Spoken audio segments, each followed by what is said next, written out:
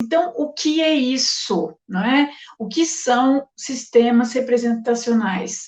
Então, os sistemas representacionais, eles são responsáveis pela codificação de que ocorre no mundo externo. Então, por exemplo, é como eu sinto o mundo externo. Então, eu vou sentir esse mundo externo através dos canais visual, auditivo e sinestésico, inicialmente, tá? Então, a nossa comunicação, tudo o que gera, né, a nossa comunicação entre interna e externa é feita com base nos nossos sentidos, não é?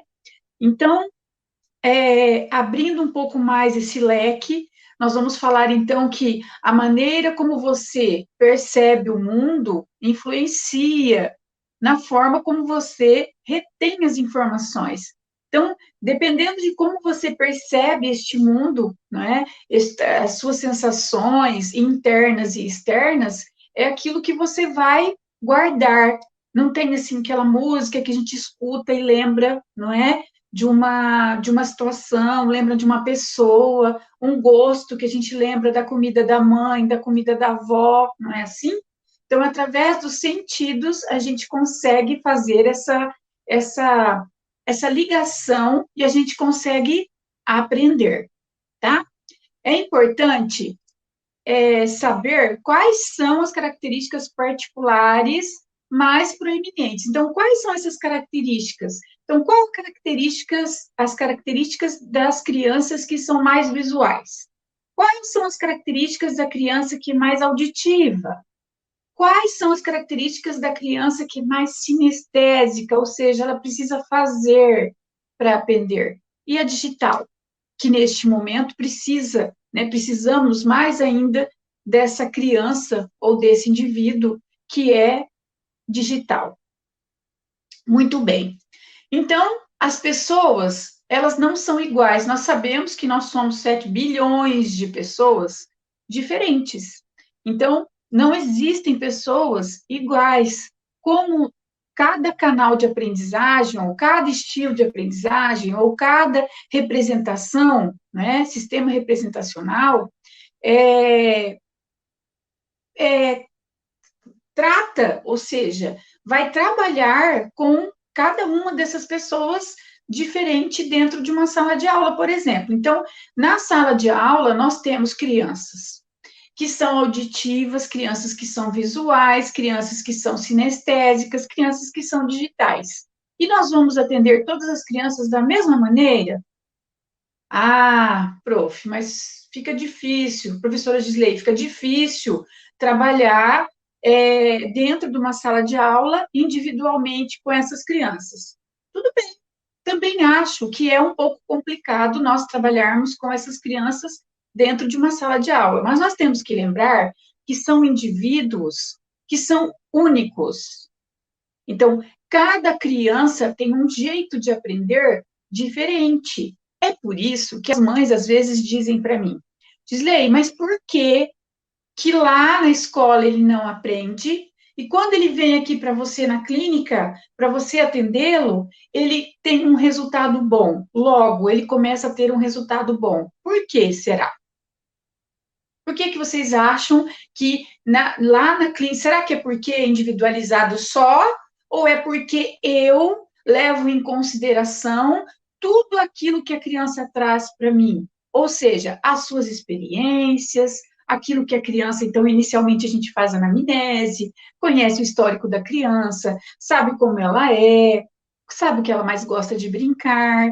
Então, pela entrevista inicial com os pais, a gente já começa a conhecer essa criança e saber quais são os canais que nós vamos conseguir conectar com a criança nessa questão da aprendizagem.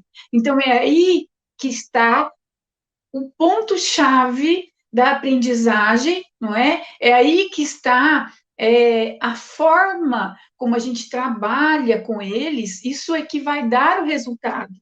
Então, não é só porque é individual, é porque também a gente leva em consideração tudo isso. Na pós de psicopedagogia, vocês aprendem tudo isso, vão aprender as dificuldades dificuldade da matemática, da língua portuguesa, vão, sabe, colocar mesmo a mão na massa, saber como funcionam todos esses órgãos do sentido, como nós podemos fazer uma reabilitação, uma habilitação de uma criança que sofre um acidente, que pode ter sequelas, não é? Então, a gente precisa aprender para poder lidar. Será que só o professor precisa aprender a lidar com esses alunos? Será que nós, como pais, também não precisamos aprender como nós aprendemos e como os nossos filhos aprendem? Também. Tem muitas pessoas que procuram se especializar por conta dos seus filhos. Então, com as dificuldades deles, a gente começa a se interessar por estudar coisas diferentes, não é? Então, a gente percebe muito nos alunos esse interesse por conta das dificuldades dos próprios filhos. Então, como eu vou ajudar o meu filho? Então, eu vou saber que ele aprende através dessas sensações, através dos órgãos do sentido. Então, qual é o órgão do sentido que ele aprende melhor? Ele aprende vendo, aprende sentindo, aprende escutando, né? Então, cada criança tem um jeito de aprender. Então, é isso que nós vamos ver um pouquinho hoje. Eu vou dar uma pincelada no que é cada característica para vocês perceberem qual é o sistema representacional de vocês, tá bom?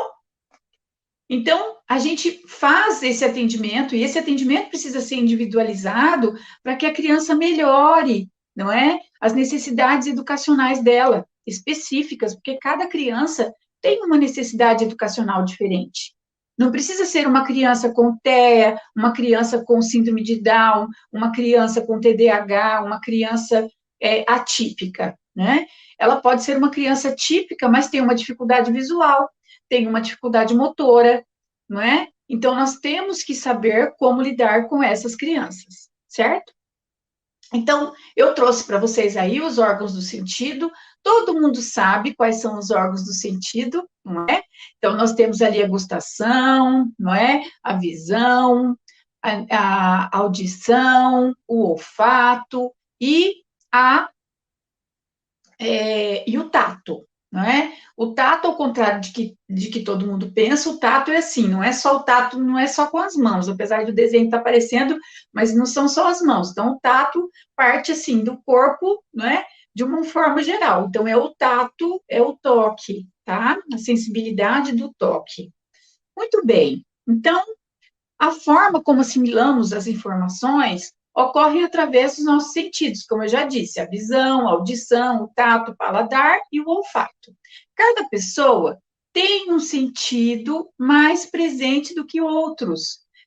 Não tem aquela pessoa que ouve e já sabe o que é, ou já sabe a música, já sabe o texto, então ela já guardou. Tem pessoas que conseguem, por exemplo, ouvir uma voz e saber de quem é. Já viram pessoas assim? Então, cada pessoa tem sentido que será mais presente. Então, vai ter um sentido que vai ser mais presente do que os outros. E esse será seu sistema representacional. Então, cada pessoa tem um sistema representacional diferente, não é? Então, nós precisamos conhecer isso para conseguir lidar com estas questões todas de aprendizagem, não é? As dificuldades que a criança tem, aquilo que ela traz para nós, não é? De aprendizagem, porque a gente ensina, mas também aprendemos em como lidar com eles, porque você pode fazer a mesma atividade todos os anos, por exemplo, né? Um ano você fez atividade, deu super certo naquela aula. E no próximo ano você vai fazer aquela mesma atividade, você vai falar assim, atividade que eu digo é assim, uma atividade lúdica, um jogo, uma dinâmica que você vai fazer diferente e as crianças não gostam, não dá resultado. Por quê? Porque as crianças são diferentes, o contexto é diferente, a sala de aula é diferente, os alunos são diferentes. Então, a gente precisa sempre levar em conta isso, tá? Para caráter de aprendizagem, considera-se 4 sistemas representacionais. Então, dentro da aprendizagem, nós vamos pensar aí que nós temos crianças visuais, sinestésicas, auditivas e digitais. Então, são 4 sistemas representacionais dentro da aprendizagem. Isso é muito importante. Isso é a chave de toda o conhecimento da aprendizagem, ou seja, nós sabermos como a criança aprende, como a gente aprende, para poder transmitir esse conhecimento para ela e para que esse indivíduo, essa criança que está ali com você, aprenda o que é necessário, que seja dificuldade na matemática, dificuldade na escrita, dificuldades na leitura e assim por diante, tá?